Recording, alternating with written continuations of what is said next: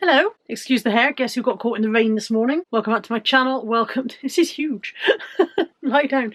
Welcome back to my channel, welcome to today's car boot haul video. Let's start with this. This is so far out of my comfort zone, I cannot begin to tell you. I think the bag's underneath, hang on.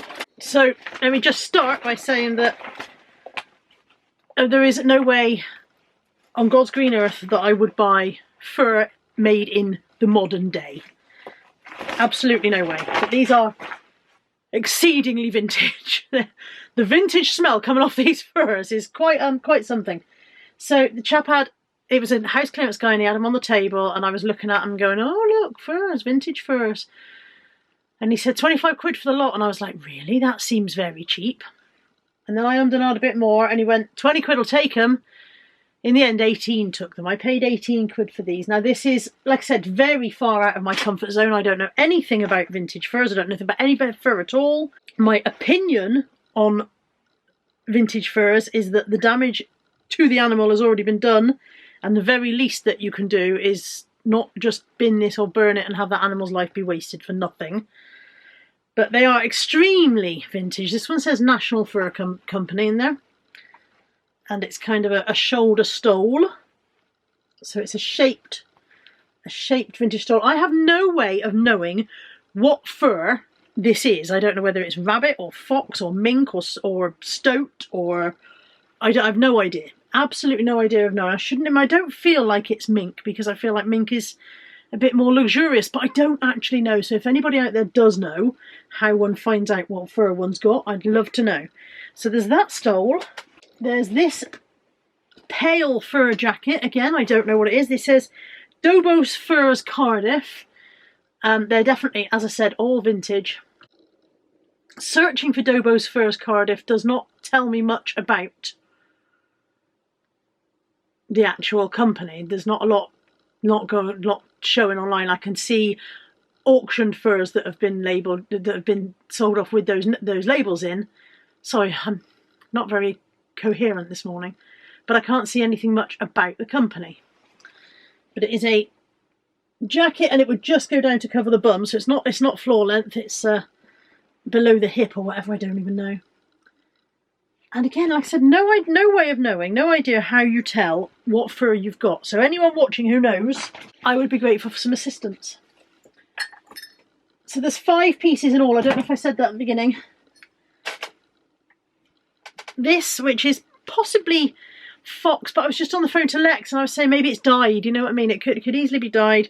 This has all of its tails intact, so there are 7 tails on this one, I think, on each side, yeah.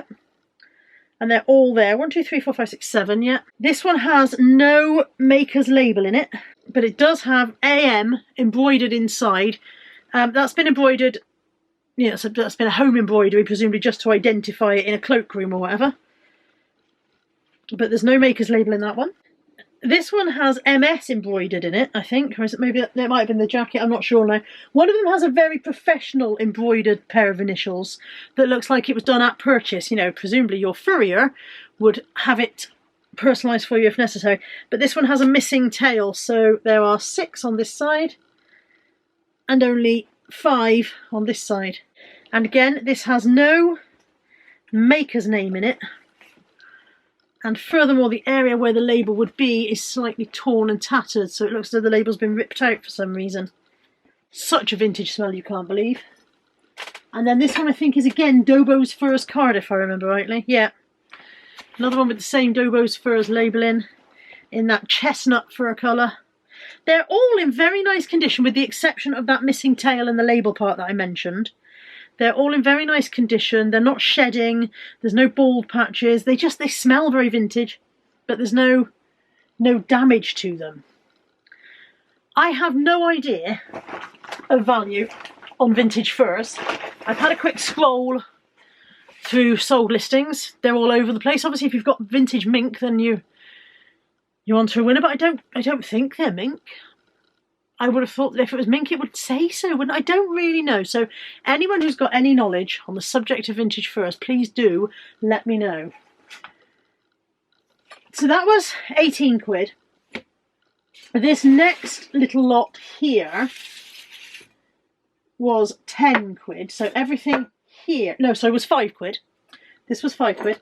So this was from a different house clearance guy. I've got a Casa de Bourse handbag. It's missing its long strap, I think, which I didn't realise at the time. But when you're getting all this stuff for a £5, it's like a carpet bag style bag. 3. Bear with. Sorry, where was I? Different house clearance guy, all £5. Casa de Bourse bag. 3 of these Rayware. This is the herbs and fruit and herbs range of Rayware. Now there's quite a few, none of these in sold, but quite a few listed at 10 quid each. I think 10 quid each might be pushing it for those, which might be why they're not in sold and they're just enlisted.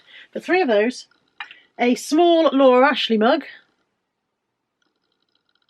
And a small Peter South, I think it says. Ground Mist Philippa Scott Peter South. Don't know. Don't recognise that one. A vintage boggle. This one, the first boggle that I've bought in ages that actually has its timer in it.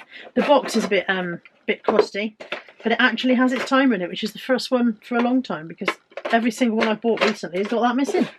And then 4 Clairol Colour Seal number 3 conditioning gloss, although this one is definitely partly used, so that was probably not much use, but these 3 are full.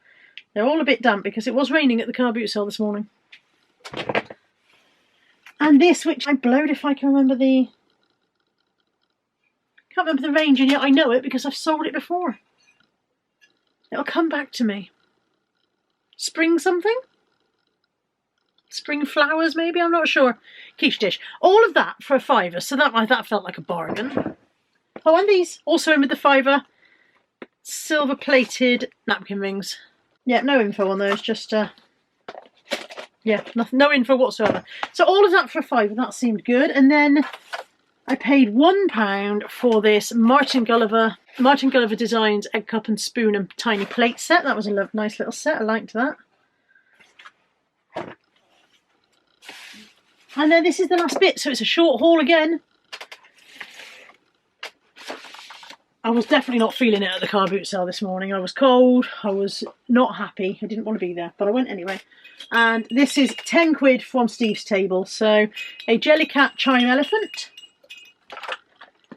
a Pampered Chef icing set, I need to check whether all the bits are there. An M&S Maxim mug, just spares. A pair of Ann Summers lacy hold-ups. A Dr. Seuss Thing 1 and Thing 2 mug. This is quite a nice find. These are listed, there are none in solds, but they are listed for around £18. And then this was my second wild card of the day. I've actually put these on Instagram this morning to see if anybody knows anything about them. I found this on the web. So you may have already seen these if you follow me on Instagram. If you don't follow me on Instagram and you want to, there are links in the description box. But I don't ever put anything very interesting on there, so you're not missing anything. These are bone china, and they are geisha girls. I've got 4 of them. I'm trying to find something that I can put behind it so that you can see it properly. Hang on. There she is. Bone china geisha girls. They're very slender, very, very slender. I mean, like in my hand for scale. I've got 4. They're a set of 4. They don't have any damage. There are no chips. One of them's got some crusty stuff on her head.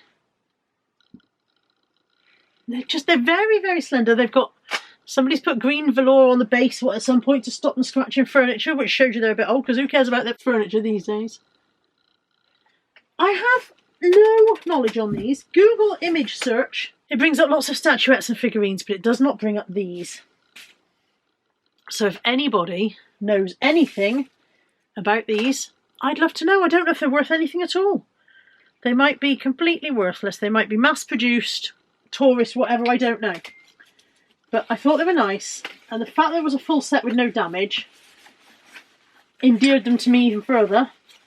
And the fact that I've got them home without smashing them into smithereens is nothing short of a miracle. You know me. That's it. That is the haul and all of the haul. As I said, if you know anything about vintage furs, I'd love some information. If you know anything about the geisha girls, I'd love some information on those. That's all I've got to share with you this week. Thank you for joining me. I'll see you next week. Take care. Bye for now.